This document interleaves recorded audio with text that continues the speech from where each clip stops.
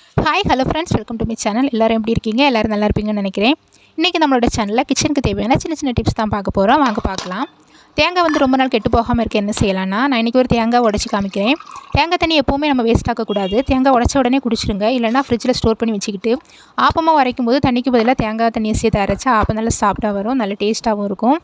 தேங்காய் இந்த மாதிரி சின்ன சின்ன பீஸாக கட் பண்ணி இந்த மாதிரி ஒரு பாக்ஸில் சேர்த்து ஃப்ரீசருக்குள்ளாடி ஸ்டோர் பண்ணி வச்சா ஒரு 10லேருந்து 15 நாள் வரையிலும் கெட்டு போகாமல் இருக்கும். இந்த டிப்பை நீங்கள் ட்ரை பண்ணி பாருங்கள். நமக்கு திடீர்னு தேங்காய் தேவைப்பட்டால் கூட டக்குன்னு எடுத்து நம்ம யூஸ் பண்ணிக்கலாம். தேங்காய் எப்போவுமே நம்ம யூஸ் பண்ணுற ஒரு பொருள் தான். இதை நீங்கள் ட்ரை பண்ணி பாருங்கள். மத்தியானம் பொங்கின சாதம் மீதம் வந்துச்சுன்னா அதை அப்படியே வச்சு நைட்டு டின்னராக ரெடி பண்ணிக்கலாம். எப்படின்னா, அது ஒரு மிக்ஸி ஜாரில் பழைய சாதத்தை மாற்றிட்டு அந்த பழைய சாதம் கூடவே ஒரு கப் கோதுமை மாவு, ஒரு கப் அரிசி, இல்லைன்னா நான் இன்றைக்கி ராகி மாவு தான் எடுத்திருக்கேன், சேர்த்து நல்லா அரைச்சி அதை ஒரு பாத்திரத்தில் மாற்றணும். அப்புறமா அதுக்கு கூடவே நமக்கு சப்பாத்திக்கு தேவையான சப்பாத்தி மாவு சேர்க்கணும். அப்புறமா ஒரு ஸ்பூன் சுகரு, அரை ஸ்பூன் உப்பு, ஒரு 1/4 டீஸ்பூன் போல் ஆப்ப சோடா சேர்த்து நல்லா பிசையணும். இந்த சுகர் எதுக்கு சேர்த்துருக்கேன்னா, சப்பாத்தி சாப்பிடும்போது கொஞ்சம் டேஸ்ட்டு தூக்கலாக கொடுக்கும். சின்ன பிள்ளைங்கள்லாம் சப்பாத்தியை வெறுமையாக சாப்பிடும்போது கொஞ்சம் டேஸ்ட்டாக இருக்கும்ல, அதுக்காக தான் சுகர் சேர்த்துருக்கேன். சுகர் சேர்த்தா சப்பாத்தியும் சாப்பிட்டா தான் வரும். நான் இன்றைக்கி கொஞ்சம் கூட தண்ணி சேர்க்கல. அந்த மாவோட ஈரப்பதத்திலே தான் நான் வந்து மாவு பிசைஞ்சிட்ருக்கேன். கடைசியாக தான் கொஞ்சமாக எண்ணெய் சேர்த்துருக்கேன். எண்ணெய் சேர்த்து ஒரு 1/2 அன் ஊற வச்சா போதும். அப்புறமா சப்பாத்தி போட்டால் சப்பாத்தி ரொம்ப சாஃப்டாக வரும், சாதமும் வேஸ்ட் ஆகாது. இந்த டிப்பை நீங்கள் ட்ரை பண்ணி பாருங்கள். பொரியல் செய்கிறதுக்கு எவ்வளோ காயாக இருந்தாலும் நிமிஷத்தில் கட் பண்ணலாம். எப்படின்னா, ஃபஸ்ட்டு பூச்சி எதுவும் இல்லாமல் எடுத்து காய்கறிகளை கழுவி அடுக்கி வைக்கணும். அப்புறமா ஒரு ரப்பர் பேண்டு போட்டு பின்பக்கத்தில் இருந்து கட் பண்ணிவிட்டு வந்துட்டே இருக்கணும். நிமிஷத்தில் எல்லா காய்கறிகளையும் கட் பண்ணிடலாம். இந்த மாதிரி நம்ம பொரியல் செய்கிறதுக்கு கீரை கீரை இந்த மாதிரி பண்ணால் ரொம்ப யூஸ்ஃபுல்லாக இருக்கும். அப்புறமா பீன்ஸு, கொத்தவரங்காய், இதே மாதிரி எல்லா காய்கறிகளையும் இந்த மாதிரி கட் பண்ணி பாருங்கள். அவ்வளோ காய்கறிகளையும் நிமிஷத்தில் நம்ம கட் பண்ணி எடுக்கலாம். பாருங்கள் எவ்வளோ டக்குன்னு நம்ம காய்கறிகளை கட் பண்ணி முடிச்சிருக்கேன்னு. நான் ரீசெண்டாக தான் உப்பு செடி வாங்கியிருந்தேன். அதில் உப்பு வந்து அடிக்கடி நீர்த்து போயிடும். அப்படி இல்லாமல் இருக்க உப்பு செடியை நல்லா கழுவி வெயிலில் காய வச்சு தொடச்சி எடுத்து, உப்பு போடுறதுக்கு முன்னாடியே கொட்டாங்குச்சியில் ஒரு ஓடை உடச்சி நம்ம அதில் போட்டு உப்பு போட்டாச்சுன்னா, அதில் உப்பில் வர அந்த தண்ணி பதம் எல்லாத்தையும் அந்த கொட்டாங்குச்சி எடுத்துக்கிடும். நீங்கள் இந்த டிப்பை ட்ரை பண்ணி பாருங்கள். உப்பு ரொம்ப நாள் அப்படி இருக்கும், நீர்த்து போகாது. நம்ம டக்குன்னு எடுத்து யூஸ் பண்ணிக்கலாம். நம்ம வீடெல்லாம் துடைக்கும்போது எந்த க்ளீனிங் லிக்விட் யூஸ் பண்ணியிருந்தாலும் அந்த க்ளீனிங் லிக்விட் கூடவே ஒரு சின்ன துண்டு கற்பூரத்தை உடச்சி அதில் சேர்த்து வீடு துடைச்சாச்சுன்னா வீடு வந்து கொஞ்சம் வாசனையாகவும் இருக்கும். அதுக்கப்புறம் வீட்டில் இந்த பூச்சி தொல்லைங்க எதுவும் வராது. சின்ன சின்ன கரப்பாம்பூச்சிங்க, எறும்புங்க தொல்லைங்க இந்த எதுவுமே வராது.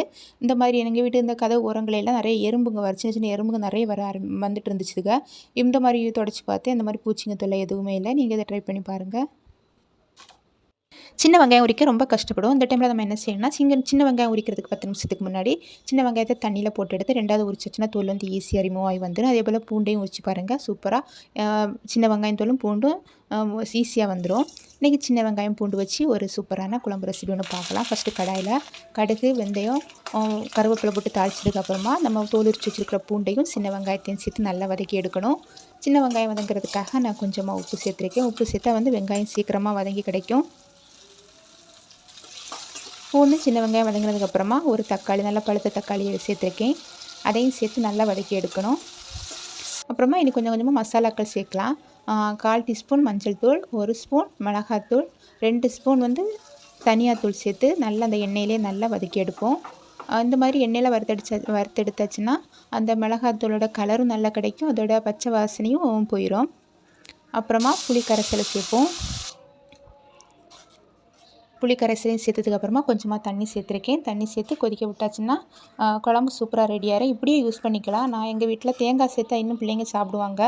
அதுக்காக கொஞ்சம் தேங்காயும் கொஞ்சமாக ஜீரகமும் சேர்த்து நல்லா அரைச்சி எடுத்திருக்கேன்.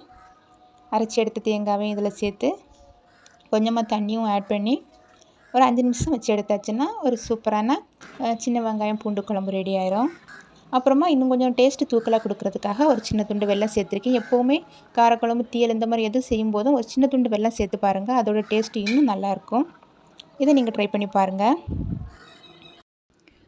வெங்காயம் தருளி செய்யும்போது நம்ம வந்து வெங்காயத்தை கட் பண்ணி முடிச்சதுக்கப்புறமா அதில் கொஞ்சமாக உப்பு சேர்த்து கையை வச்சு நல்லா பிசைஞ்சு எடுக்கும்போது அந்த வெங்காயம் எல்லாம் உதிரி உதிரியாக வந்துடும். அதுக்கப்புறம் அதுக்கு கூட கொஞ்சமாக தயிர், ஒரு சின்ன பச்சை மிளகா, கொஞ்சமாக மல்லித்தழை எல்லாம் சேர்த்து மிக்ஸ் பண்ணி எடுத்து சாப்பிட்டா அது இன்னும் கொஞ்சம் டேஸ்ட்டு நல்லாயிருக்கும். இதை நீங்கள் ட்ரை பண்ணி பாருங்கள்.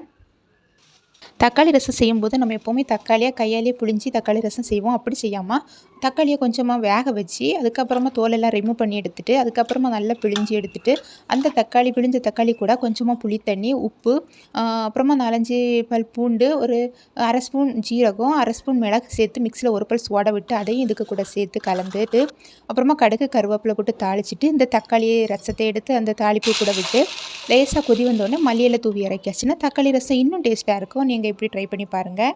இந்த டிப்ஸ் உங்களுக்கு பிடிச்சிருந்துன்னா ஒரு லைக் போடுங்க.